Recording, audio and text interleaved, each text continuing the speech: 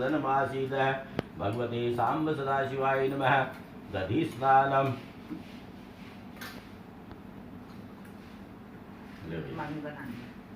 ओम दधिक्रामणोकारिखं जिष्णोरस्वस्यवाजिनः सुरगिनो मुखाकरप्रणायुगं खितारिखत भगवते सांब सदाशिवाय नमः।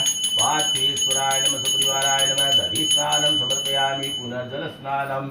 ओम वरुणस्योस्तंभनमसि वरुणस्य स्कंभसर्जनिस्तो वरुणचरितसदन्यसि वरुणचरितसदनमसि वरुणचरितसदनमासीद भगवते सांब सनिकृते विष्णुधामः अनुस्वद्दमावः मादयस्तु स्वाहा कृतवक्षिहव्यम् नवनीत समुत्पन्नं सर्वसंतोषकारकं वितं तुभ्यं प्रदास्यामि स्नानम्।